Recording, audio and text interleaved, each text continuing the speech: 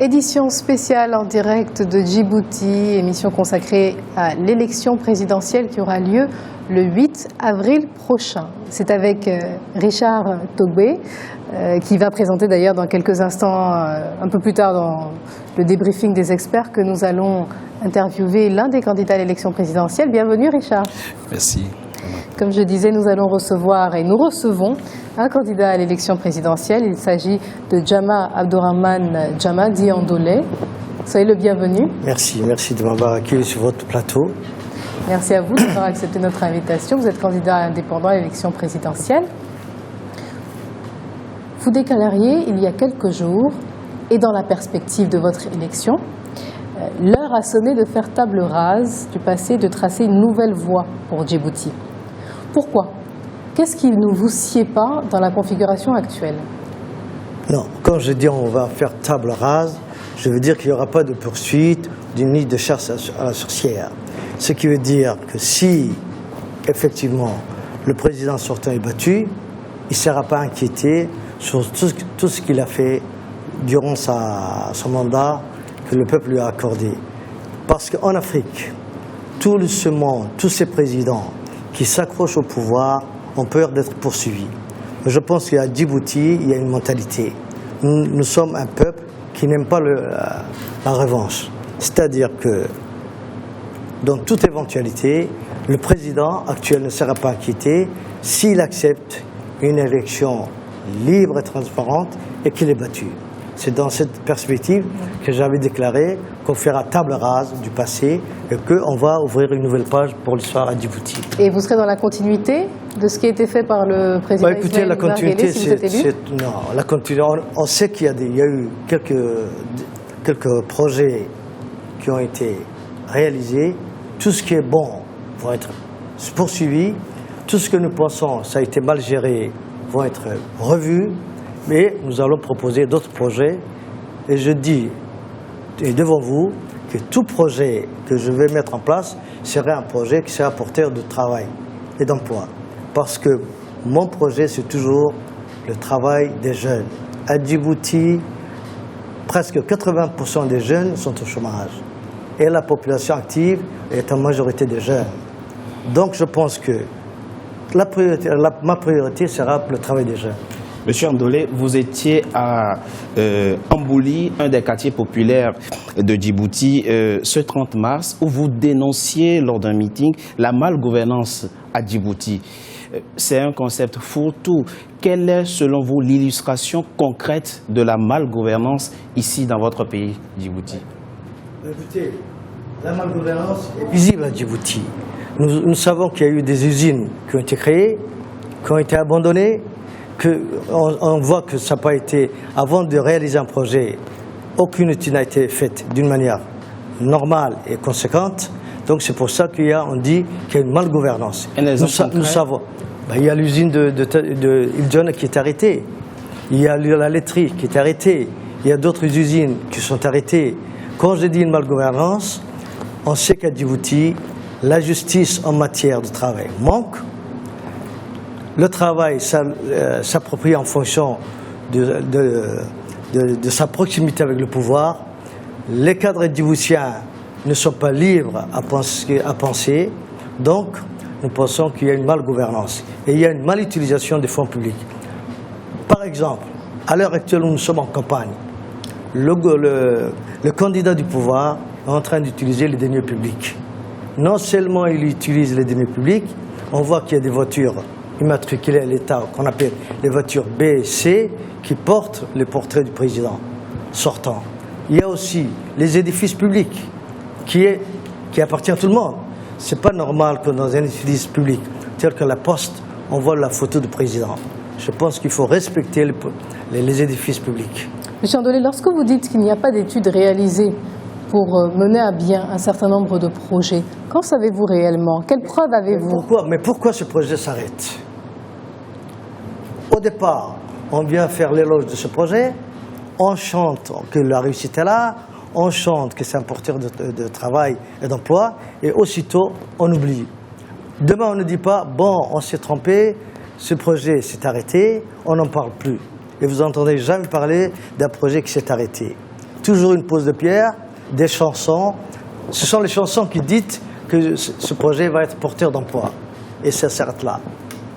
Donc selon vous, le pouvoir n'anticipe pas assez, ne prévoit pas, n'étudie pas avant de mettre en place. Quel serait l'intérêt pour le pouvoir de mettre en place des projets qui ne sont pas viables? C'est à eux de demander pourquoi ils font des projets. Mais c'est vous qui dénoncez. Non mais je dénonce parce que je vois. Mais disons, les motivations d'un tel projet qui s'arrête, ça émane du pouvoir. C'est le pouvoir de dire pourquoi il y a eu échec et que le projet s'est arrêté. Parfois, on ne parle même pas, on le fait sous silence, l'arrêt du projet. Donc, je pense que... Vous promettez à vos concitoyens la lutte contre ce que vous appelez la marginalisation des jeunes sans formation. Quelle est votre solution pour les réinsérer dans le tissu social et économique? D'abord, la formation professionnelle. Il y a déjà tous ces jeunes qui sont dans la rue, ce sont des jeunes qui ont arrêté leur éducation niveau 5e, 6e, parfois primaire. Donc ces jeunes-là, il faut leur créer... Vous savez que Djibouti, c'est un pays de services. Il faut créer des centres de formation professionnelle qui forment des électriciens, des maçons, des menuisiers, des mécaniciens. 80% de services, effectivement, dans le PIB. Moi, personnellement, quand je suis revenu de France, j'avais créé l'école qui s'appelait l'école Pigier. Quand j'ai vu que le pays Djibouti est voué au service et que c'est un pays de service, j'avais créé une école qui formait le secrétariat, le comptable, les langues. Donc il faut s'orienter vers des écoles professionnelles. Mais elle n'a pas survécu, cette école. Donc quelque part, quand on fait le comparatif, vous avez lancé un projet qui n'a finalement ça a été saboté par le gouvernement. Ça a été saboté par le gouvernement et tout le monde le sait. Vous imputez donc cette situation malheureuse à je vous signale que quand l'école Pigier est fermée, on a mis en place ce qu'on appelle le lycée technique. Donc en quelque sorte, cette école a été, disons, bafouée et arrêtée et fermée par le pouvoir en place à cette époque. Vous fustigez avec récurrence le favoritisme qui aurait cours dans votre pays et qui pénaliserait des jeunes de compétences qui recherchent de l'emploi. Comment comptez-vous lutter contre ça? Il faut lutter contre le tribalisme. Il faut mettre en place une mérite. C'est pour ça que j'ai créé un parti qui s'appelle Parti de mérite et de progrès. Il faut que lorsqu'on donne quelqu'un une mission pour le pays, il faut qu'il soit quelqu'un de compétent. Il faut créer un centre de recrutement d'emplois et de ne pas recruter à la tête du client. Il faut faire des examens, mettre une commission qui vérifie la compétence de la personne qui veut travailler pour le pays et en fonction de ces résultats, ou de dire vous avez réussi ou vous avez échoué, mais pas disons, d'embaucher les gens à la tête du client. Oui, mais quelle est la corrélation avec le tribalisme qui est favorisé à Djibouti au détriment de qui? Je dis, le tribalisme, quand vous embauchez votre ami au détriment d'un inconnu, c'est du tribalisme. C'est du favoritisme, ce n'est pas du tribalisme. Favoritisme, bon, parfois je dis bon. Oui, parce que le tribalisme est lié à la région d'où on provient, par exemple, ou à l'ethnie. Vous savez, à Djibouti, les ministres, quand vous allez voir un ministre, et qu'un jeune vient frapper à la porte du ministre, il dit « Allez voir votre ministre. Monsieur, ici, je suis là pour telle tribu. » C'est pour ça que je dis c'est le tribalisme. Et tout le monde sait à Djibouti que lorsqu'un jeune frappe à la porte d'un ministre, il ne peut pas rentrer comme ça. On dit « Mais vous êtes de quel... » Allez voir votre ministre de votre tribu, c'est un tel monsieur. Et si, par exemple, il y a des bons ministres à Djibouti. Si un ministre essaie d'aider quelqu'un qui n'est pas de sa tribu, le ministre de ce jeune dit à l'autre ministre, vous êtes en train de piétiner sur mon carré. Et ça nous amène à parler de l'unité nationale, puisque c'est l'une des valeurs aussi que vous ambitionnez de défendre quand vous serez élu président. Comment comptez-vous rétablir effectivement l'unité nationale à Djibouti? Vous savez, l'unité a existé avant l'indépendance.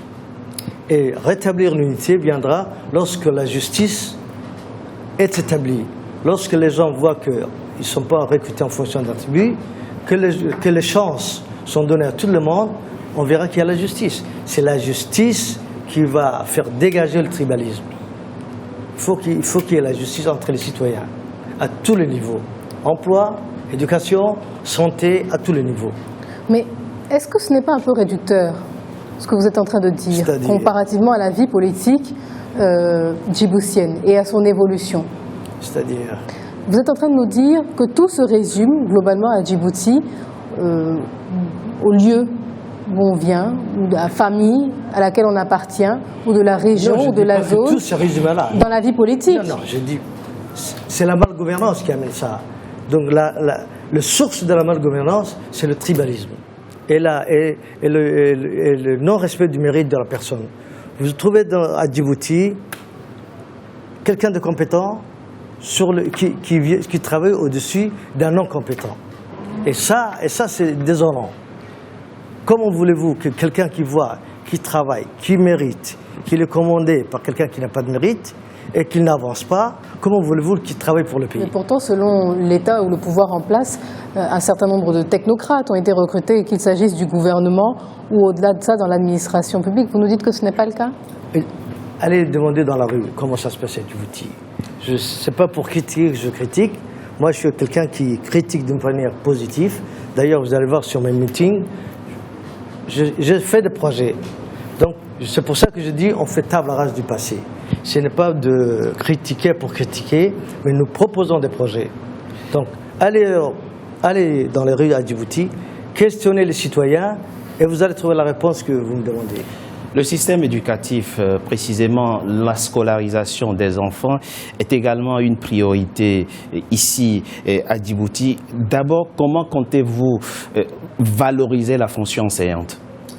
Écoutez, dans le temps, Djibouti était bien placé par rapport à l'Afrique en matière d'éducation.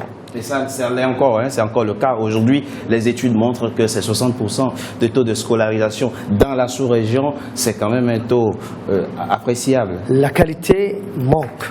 Peut-être la quantité est là, mais c'est la qualité qui manque. La qualité de l'enseignement, elle laisse à désirer.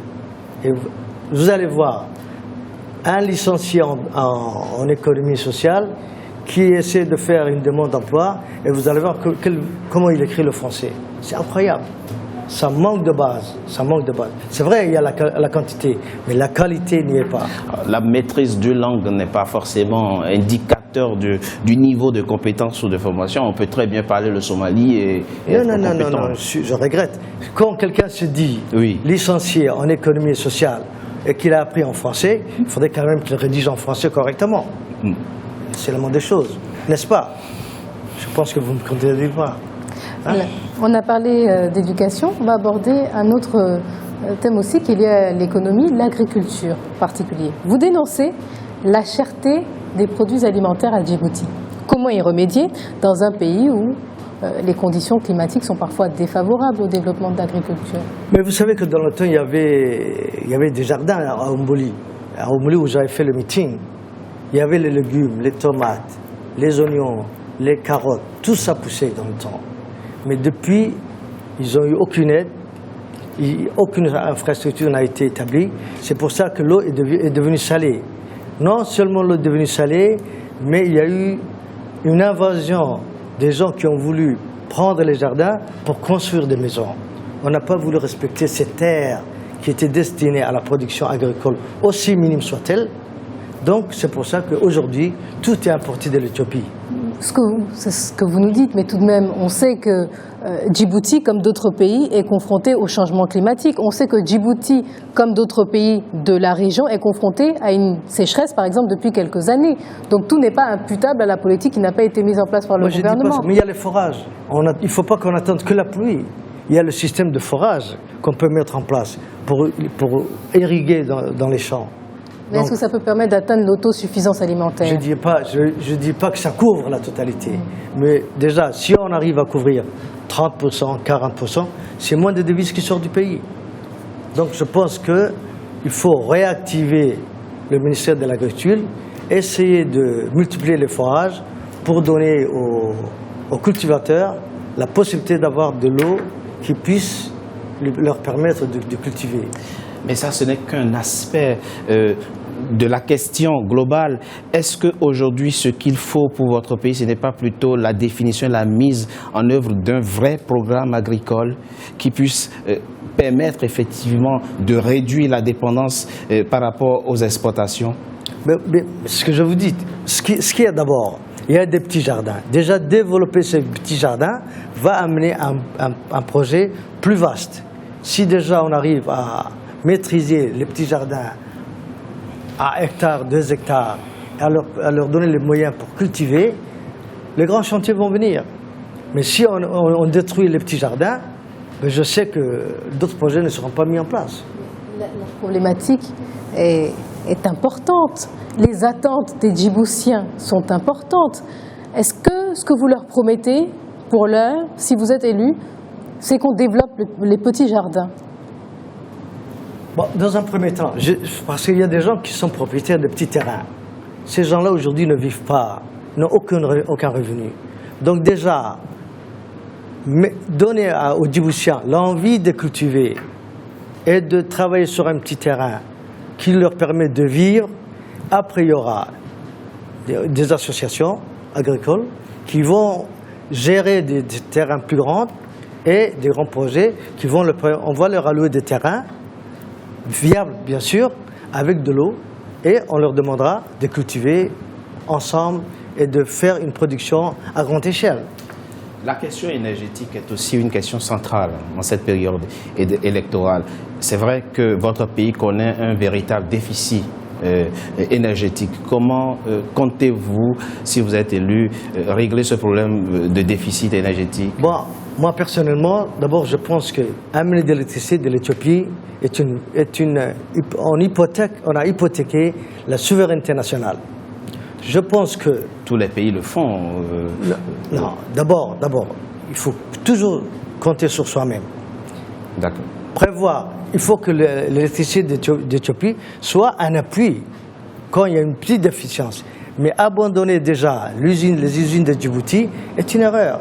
Moi je pense qu'au niveau de Djibouti, on peut instaurer des machines, Arta, d'autres machines, essayer de mettre des petits groupes d'électricité qui fournissent l'électricité aux petites villes, aux différents districts, et maintenant travailler pour que dans le futur, on puisse avoir un grand centre central. Mais vous savez qu'il y a des projets solaires qui sont en cours actuellement à Djibouti, oui, les projets, qui devraient permettre, d'ici 2020, hein, c'est dans pas longtemps, hein, c'est ce qu'on dit, hein, de fournir de l'électricité. On verra, ce sont les projets. Vous n'y croyez pas? Ce sont les projets qui vont partir en fumée comme d'habitude. Vous n'y croyez pas? Absolument donc pas. Et vous ne comptez pas miser sur le solaire non plus? Moi je pense que le solaire, d'abord, le solaire n'est pas très maîtrisé à Djibouti. Il faut mettre des usines qui sont sur place actuellement et travailler sur des petites échelles. Mais voir grande échelle, on a parlé de l'énergie thermique, la géothermie. Oui, depuis 20 ans, on parle de ça. Aujourd'hui, le gouvernement, c'est les panneaux solaires, mais même les grands États n'arrivent pas. Ça fonctionne dans d'autres pays, africains notamment. Oui, mais... Djibouti est ensoleillé. Ensoleillé, mais où sont les gens compétents qui vont travailler là-dessus? C'est ça le problème. C'est une question de compétence. C'est une aide de conviction politique. Quelle est votre piste privilégiée? Parce que vous dites construire des usines de production de courant électrique. Il faut des centrales électriques. Actuellement, oui. Actuellement, nous avons des petites centrales qui est à Gabon. Oui. Avant, il y avait une électricité à Tadjoura. Et je pense que c'est toujours ici. À Arta. Arta est maintenant connecté à Djibouti. Il faut déjà créer des indépendances au niveau des districts avant de promouvoir une grande centrale électrique qui donne de l'électricité au niveau national. Monsieur André, nous arrivons quasiment au terme de cette interview. On va vous demander de regarder cette caméra et d'adresser un message aux Djiboutiens, aux électeurs djiboutiens et aux Africains qui vous regardent en général. Bon, d'abord, je veux saluer les Africains. Aujourd'hui, j'avais lancé un appel aux dirigeants africains d'accepter l'alternance. Moi, je dis qu'en Afrique, il y a ce que j'appelle sida politique. Le sida politique, c'est le refus de l'alternance dans les pays africains. Et je dis aux Djiboutiens de se mettre debout pour que le 8 mars, l'alternance se réalise. Le 8 avril. Merci. Le 8 avril. Qu'est-ce que je dis? Le 8 mars. Le 8 avril. Peu importe. Merci d'avoir accepté notre invitation. Merci à tous les invités, effectivement, qui se sont succédés sur ce plateau, les représentants de candidats qui étaient sur ce plateau un peu plus tôt. Lors de notre prochain débat, il sera question de la position géostratégique de Djibouti, un atout certain qu'il faudrait optimiser. Pour l'heure, je vous laisse en compagnie de Richard Togbé. Merci, Richard. Je vous laisse avec les experts. Vous allez débriefer cette émission. Tout à fait, c'est dans quelques instants. Exactement. Donc, chers téléspectateurs, restez sur Africa 24 et à bientôt.